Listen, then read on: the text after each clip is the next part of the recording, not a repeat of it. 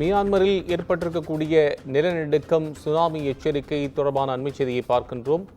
பாங்காங்கில் அடுக்குமாடி கட்டிடம் ஒன்று நிலநடுக்கத்தால் தரைமட்டமாகி இருக்கிறது. இன்று முற்பகலிலும் இதேபோன்று ஒரு நிலநடுக்கம் ஏற்பட்டதாக நாம் செய்தி பார்த்தோம். தற்போது அதனுடைய விவரங்கள் வந்து கொண்டிருக்கின்றன.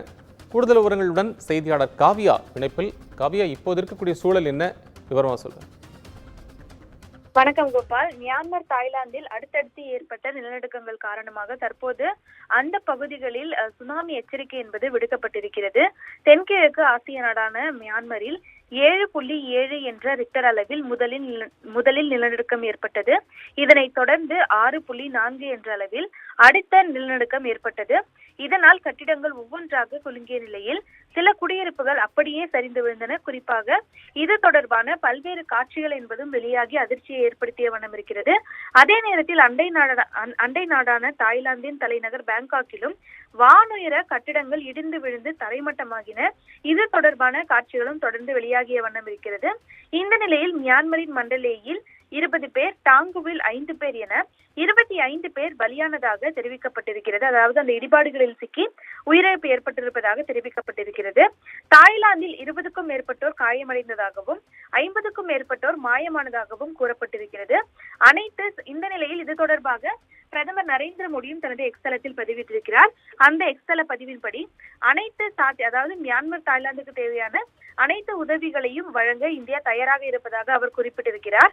அதே நேரத்தில் மியான்மர், தாய்லாந்தில் வசிக்கும் இந்தியர்களின் இருப்பிடத்தை வெளியுறவுத்துறை தொடர்பில் வைத்திருக்க வேண்டும் எனவும் அவர் வலியுறுத்தியிருக்கிறார். இந்த நிலையில் சீனாவின் இயற்கை வள அமைச்சகத்தின் சுனாமி எச்சரிக்கை மையமானது உள்ளூர் சுனாமிகள் ஏற்படக்கூடும் என்றாலும் பசிபிக் மண்டலத்துக்கு வெளியே நிலநடுக்கங்கள் ஏற்படும் இடங்கள் சீனா கடற்கரையை பாதிக்காது என மதிப்பிட்டிருக்கிறது. நில அதிர்வு செயல்பாடு மற்றும் சாத்தியமான சுனாமி அபாயங்கள் குறித்த கண்காணிப்பு தொடரும் எனவும் கூறப்பட்டிருக்கிறது.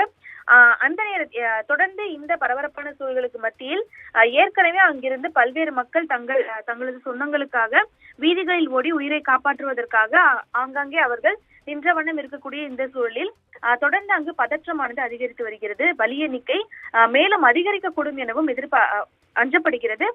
இந்த நிலையில் மியான்மரில் 1000 படுக்கைகள் கொண்ட ஒரு பிரம்மாண்ட மருத்துவமனையானது அதிக பலி கொண்ட இடமாக அறியப்படுவதும் குறிப்பிடத்தக்கது. ஏனெனில் அங்கிருந்து வெளியேறக்கூடிய நிலையில் நோயாளிகள் இல்லை என்பதும் அங்கே இருக்கக்கூடிய சூழ்நிலைகளை பொறுத்தவரை தொடர்ந்து அருகருகே வானுயர்ந்த கட்டிடங்கள் இருப்பதால் தொடர்ந்து வெளியேறினாலும் உயிர் பிழைப்பது என்பது மிகவும் கடினமான ஒன்றாகவே பார்க்கப்பட்டு வருகிறது. தொடர்ந்து இந்த மியான்மர், தாய்லாந்தில் ஏற்பட்டிருக்கக்கூடிய நிலநடுக்கங்கள் தொடர்பான பல்வேறு காட்சிகள் என்பது தொடர்ந்து வெளியாகிய வண்ணம் இருக்கிறது. இந்த நிலையில் தொடர்ந்து அப்பகுதிகளில் மீட்பு பணிகளை துரிதப்படுத்துவதற்காக கூட மீட்பு படையினர் அந்த இடங்களை அடைய முடியாத சூழல் என்பது ஏற்பட்டிருக்கிறது. ஏனெனில் மீட்பு படையினரை பல்வேறு இடங்களில் தத்தளிப்பதாகவும் கூறப்படுகிறது. தொடர்ந்து அந்நாட்டினுடைய மக்கள் குறித்து பல்வேறு தகவல்கள் என்பதும் வெளியாகிய வண்ணம் இருப்பது குறிப்பிடத்தக்கது. நன்றி காவியா, அண்மை விவரங்களுக்கு நன்றி.